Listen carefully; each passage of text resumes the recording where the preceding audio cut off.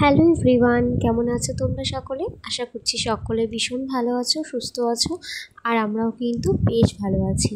আর আমার নতুন আরও একটা ভিডিওতে তোমাদের অনেক অনেক ওয়েলকাম। সব সময় তো তোমাদের সাথে শেয়ার করি কি করছি, কি কাজ করছি, কোথায় যাচ্ছি, এইসবই শেয়ার করা হয়। তোমাদের সাথে কিন্তু রান্নাবান্না খুব একটা শেয়ার করা হয় না। আর যদিও বা আমি রান্নাবান্না খুব একটা করি না, তো আজ একটু একটা নতুন জিনিস বানাচ্ছিলাম, তাই ভাবলাম তোমাদের সাথে শেয়ার করি। অনেক দিন ধরে রেসিপিটা ফলো করছিলাম ইউটিউবে, কিন্তু আমি বানাবো করে একদম বানানোর টাইম হয়ে উঠছিল না। সেজন্যই ভাবলাম আজ একটু বানিয়ে নিই। আর প্রতিদিন তো সকালের ব্রেকফাস্টে ওই ভাত নয় রুটি এইসবই খাওয়া হয়ে থাকে। তো আজ না ভাত বা রুটি একদম কিচ্ছু খেতে ইচ্ছা করছিল না। আজকে ভাবলাম অন্য একটু কিছু ট্রাই করি, সেই জন্যই রেসিপিটা বানানো। আজ বানাবো হচ্ছে সুজির চিলা।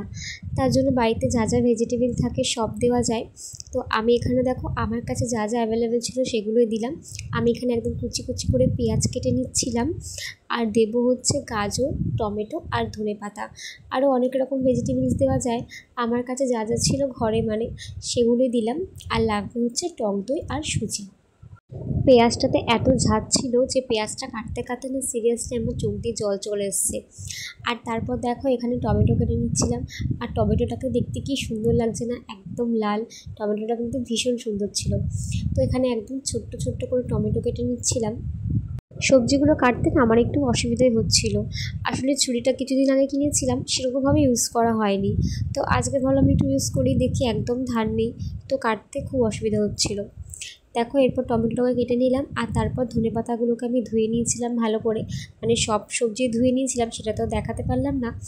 আর ধনেপাতাটাকেও ভালো করে ধুয়ে নিয়ে এখানে দেখো একদম কুচি কুচি করে কেটে নিচ্ছিলাম।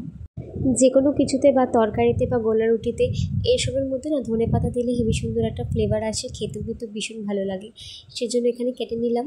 এখানে দেখো পেঁয়াজ, টমেটো আর হচ্ছে ধনেপাতা কেটে নিয়েছি কুচি কুচি করে। আর এখানে দেখো সুজি ঢেলে নিলাম। আর তারপর কিন্তু এখানে একটা টক দই এনেছিলাম, সেই টক দইটাকেই দিয়ে দিচ্ছিলাম। টক দই দেওয়াতে না একটু টক টক ফ্লেভার এসেছিলো, খেতে একটু অন্যরকম লাগছিল। গোলা রুটি একরকম লাগে, কিন্তু এই সুজির চিলাটা একটু অন্যরকম লাগছিল। তারপর সব সবজিগুলো এর মধ্যে দিয়ে দিলাম। আর এখন গাজরটাকে গ্রেট করে দিচ্ছি। গাজরটা তো খুব সহজে নরম হতে চায় না, সেই জন্য কিন্তু গ্রেট করে দিচ্ছি। গ্রেট করে দিলে না গাজরটা তাড়াতাড়ি নরম হয়ে যায়। আর কুচি কুচি করে কেটে দিলে কি হতো বলো তো, অনেকক্ষণ টাইম লাগতো সেদ্ধ হতে, আর রুটিটাও পুড়ে যেত। সেজন্য এখানে ভালো করে একদম গ্রেট করে গাজরটাকে দিয়ে দিলাম। আর তারপর এখানে দিয়ে দিচ্ছি হচ্ছে নুন। এরপর কিন্তু দিয়ে দেবো পরিমাণ মতন জল, যাতে ব্যাটারটা বেশি শক্ত না হয়ে যায়, আবার যাতে খুব একটা নরমও না হয়, সেই বুঝে কিন্তু জল দিতে লাগবে। আর তারপর এটাকে মেখে কিন্তু কিছুক্ষণ রেস্টে রেখে দেবো, যাতে সুজিটা ভালো মতন ভিজে যায়। আর আমার না ফোনে চার্জ শেষ হয়ে গিয়েছিলো, সেজন্য আমার ফোন দিয়ে ভিডিওটা করতে পারিনি। সেজন্য না লাস্টে রুটিটার ভিডিওটা খুব একটা ভালো আসেনি। তো এটা খেতে কিন্তু ভীষণ টেস্টি হয়েছিল, যদিও দেখতে ভালো লাগছে না ক্যামেরার জন্য, কিন্তু খেতে ভীষণ